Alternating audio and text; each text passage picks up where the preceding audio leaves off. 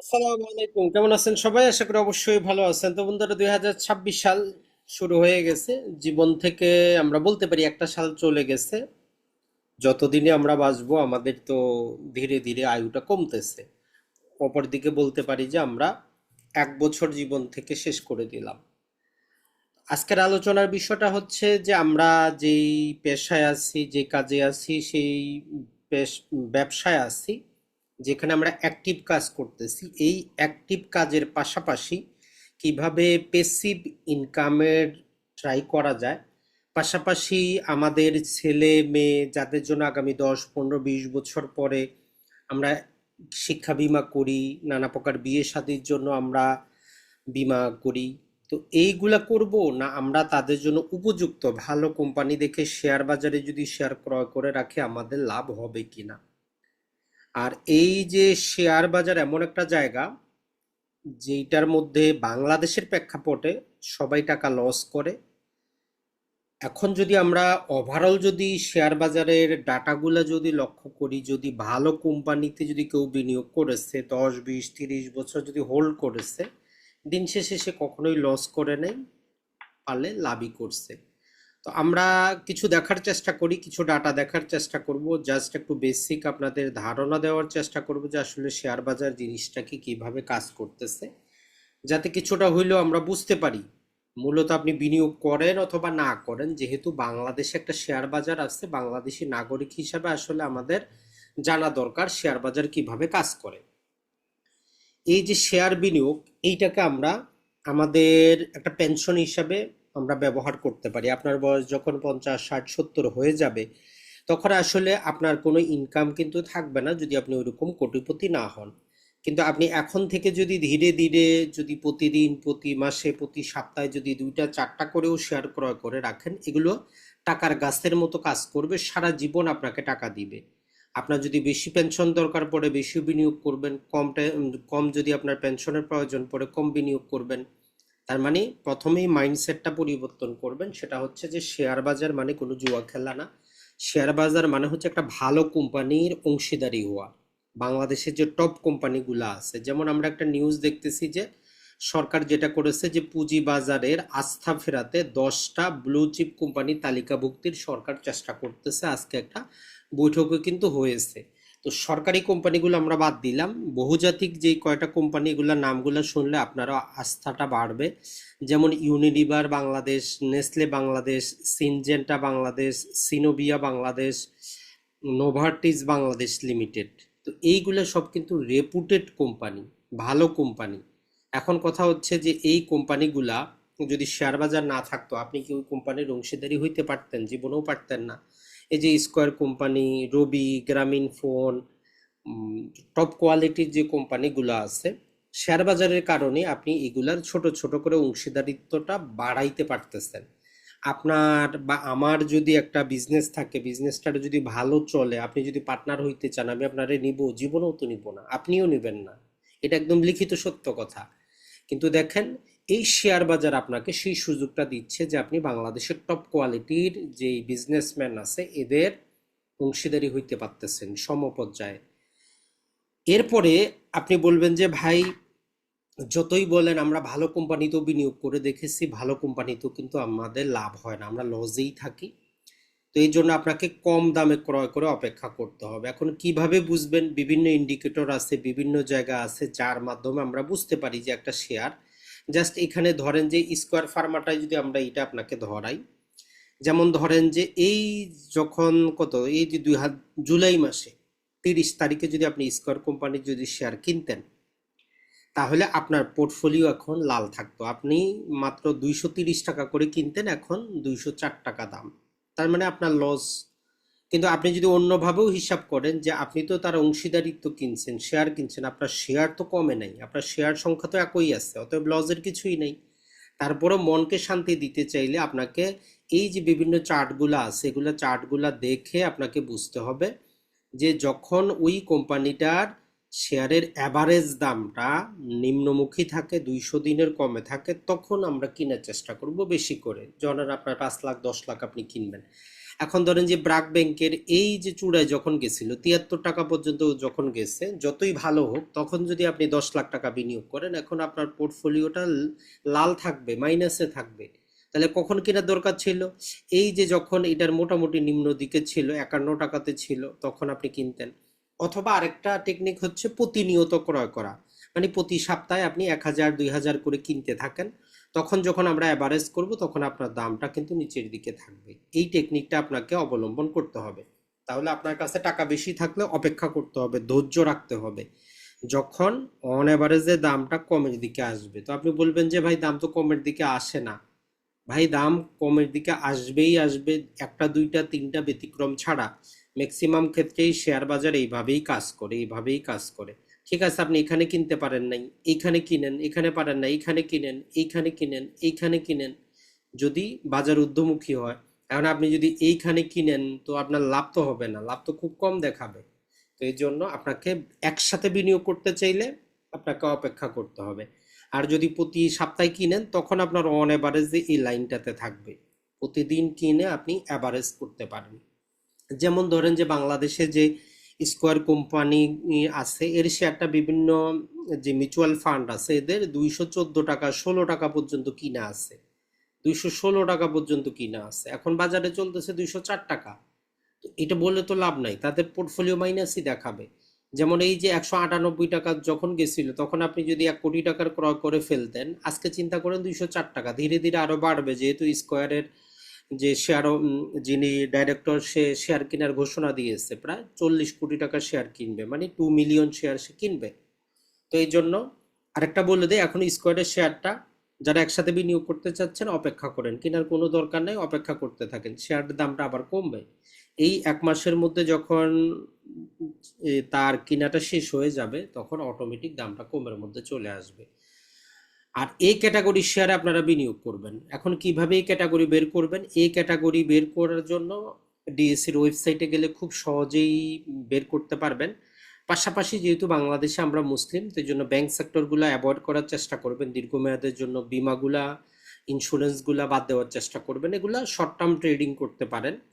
আর সরকারি কোম্পানিগুলা দীর্ঘমেয়াদের জন্য না। আমরা সরকারি যে প্রায় 16-17টার মতো কোম্পানি আছে, আসলে সরকারের পলিসিটা হচ্ছে যে সম্পূর্ণ, আমরা বলবো যে শেয়ার বাজারের বিপরীত। তারা তিতাস গ্যাসের কথা আমরা জানি, এটা ছাড়া আরো অসংখ্য আছে। তো মূলত কথাটা হচ্ছে, শেয়ার বাজারে যখন আসছেন, মানুষ যখন বিনিয়োগ করবে, সে লাভ চাবে। তো অতএব, যেমন আমাদের বাংলাদেশে রেলটা সবসময় লস করে, বিমানও লস করে। তো মূলত কথাটা হচ্ছে, সরকারের কাজ ব্যবসা করে না, সরকার 49% মালিকানা রেখে বাকিটা পাবলিকের কাছে বিক্রি করে দিতে পারে। তখন প্রতিটা কোম্পানি, ব্যবসা মানেই লাভ লস থাকবে, কিন্তু সারা জীবন লস করবে এমন তো হইতে পারে না। তো এই জন্য আমাদের সাজেশন থাকবে, দীর্ঘমেয়াদের জন্য ব্যাংক সেক্টর সম্পূর্ণ বাদ দিবেন, বিমা সেক্টর সম্পূর্ণ বাদ দিবেন। এগুলো আপনি কম দামে যখন থাকে তখন কিনে, একটু দাম বাড়লে বিক্রি করে প্রফিটটা নিতে পারেন, দীর্ঘমেয়াদের জন্য না। আর যেহেতু এটা সুদযুক্ত সরাসরি, আর সরকারি কোম্পানিগুলাও দীর্ঘমেয়াদের জন্য আপনার জন্য না, কারণ দীর্ঘমেয়াদে সরকারি কোম্পানিগুলা তেমন কিছু দিচ্ছে না। তো বাংলাদেশে বলবেন যে তাহলে ভাই আমরা কিনবো কোনগুলা? এই যে মাল্টি ন্যাশনাল কোম্পানি যেগুলো আছে, এগুলা তো উপযুক্ত সময় আপনাকে কিনতে হবে, কারণ 90% মালিকানা তাদের হাতেই আছে, তারা কখনোই চাবে না তাদের ক্ষতি করার জন্য। 10% মালিকানা শুধু শেয়ার বাজারে আছে। তো এই জন্য আমাদের এই জিনিসটা একটু মাথায় রাখতে হবে, যে আমরা সব সময় কি করতে পারবো না, ভালো কোম্পানির, মানে এটা হচ্ছে ভালো কোম্পানিও আমাদের একটু দেখে শুনে কিনতে কিন্তু হবে, সব সময় কিনা কিন্তু যাবে না। যখন ওগুলো উপযুক্ত সময় থাকবে, তখনই আমাদের কিনতে হবে, অন্য সময় কিন্তু না।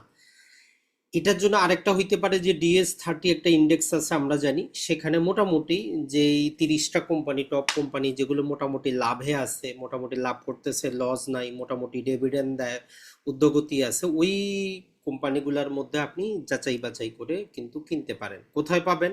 আপনি এই যে ডিএসসির ওয়েবসাইটটা আছে, এখানে যখন আপনি যাবেন, এখানে দেখবেন যে এই যে DS30 ইন্ডেক্স কিন্তু দেওয়া আছে। তো ওইখানে আপনি কোম্পানিগুলাও কিন্তু পাবেন। এখান থেকে এই যে DS30, এখানে আপনি যদি কিছু নাও বুঝেন, এখানে মোটামুটি 30টার মতো কোম্পানি আছে, এই কোম্পানিগুলার আপনি নিবেন, এগুলার একটু যাচাই বাছাই করবেন, কখন দাম কম থাকে তখন আপনি ধীরে ধীরে ক্রয় করতে পারেন। আর 30টা কোম্পানি তো আপনার দরকার হবে না, ম্যাক্সিমাম 3টা 4টা 5টা, বড় জোর হইলে 7টা কোম্পানি যথেষ্ট। মনে রাখবেন 15, 20টা, 30টা কোম্পানিতে বিনিয়োগ করা মানে বিনিয়োগ করা না, নিজের টাকা পয়সা কিন্তু লস করা। এখন যারা আরো শেয়ার বাজার বুঝেন না, এরা বলেন যে ভাই শেয়ারের দাম কমলে তো আমার লস। তো আমরা বললাম আপনার শেয়ার সংখ্যা কমে না মানে লস নাই। লাভ হচ্ছে দুই প্রকার, একটা হচ্ছে বছর শেষে আমরা মুনাফা পাবো, কিছু লাভ্যাংশ পাবো যাকে ডিভিডেন্ড বলি, আর শেয়ারটার দাম বাড়লে মূলধনী আয়ও হইতে পারে। যেমন আমরা বললাম নতুন 10টার মতো কোম্পানি আসতেছে, তো এই জন্য আপনি প্রতিটা কোম্পানিতে বিনিয়োগ করার দরকার নাই, টাকা আপনি জমান শেয়ার বাজারে আমরা বিনিয়োগ করব এই চিন্তা করে। যেমন ইউনিলিভার আসবে, কতটুকু আসবে জানি না, নেসলে, সিনজেটা, সিনোভিয়া, নোভার্টিস, তো এইগুলা কিন্তু মাল্টি ন্যাশনাল কোম্পানি, ম্যাক্সিমাম এরা 10% মালিকানা কিন্তু ছাড়বে, 90% এদের কাছেই থাকবে। গভর্নিং কিন্তু জিনিসটা ভালো। জাস্ট যেমন যদি আমরা বলি, আমরা এখানে যদি আপনাদেরকে জাস্ট একটা স্কোয়ার ফার্মার, যেই স্কোয়ার ফার্মার আমরা একটা আপনাদেরকে জিনিস দেখাইতে চাচ্ছিলাম, আছে কিনা দেখি, থাকলে মাশাআল্লাহ ভালো।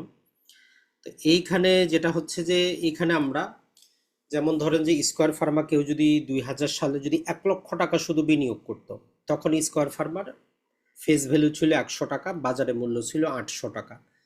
তো ওই যেহেতু বর্তমানে ফেস ভ্যালু 10 টাকা, তাই আমরা 10 দিয়ে যদি সেটাকে ভাগ দেই, আপনি 1 লক্ষ টাকায় 1250টা শেয়ার পাইতেন।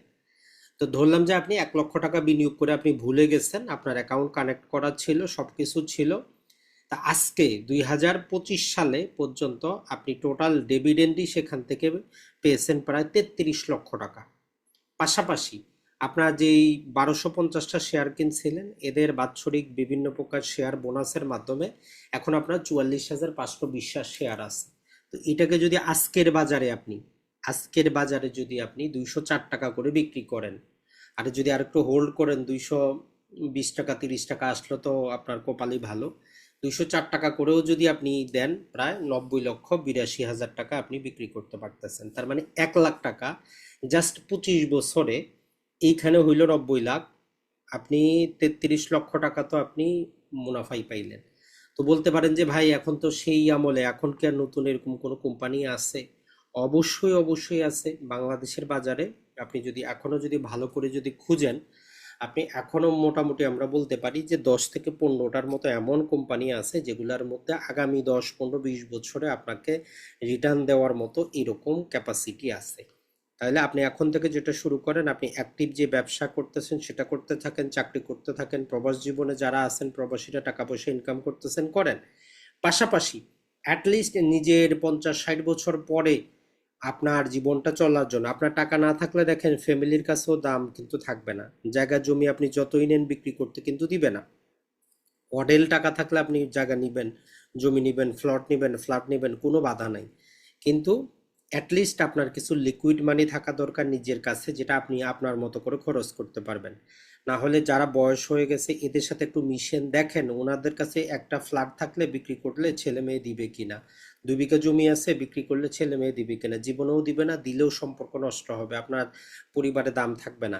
কিন্তু যদি আপনার প্রতি বছরে ধরেন যে 20 লক্ষ টাকা ডিভিডেন্ড আসে, তখন দেখবেন যে পরিবারের সবাই আপনারে না চাইলেও তারা সম্মান করবে।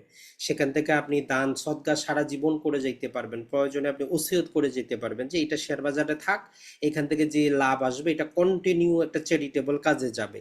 তার মানে আপনি একটা গাছ লাগায় গেলেন, টাকার গাছ, এই কাজটা কিন্তু আমরা করতে পারি।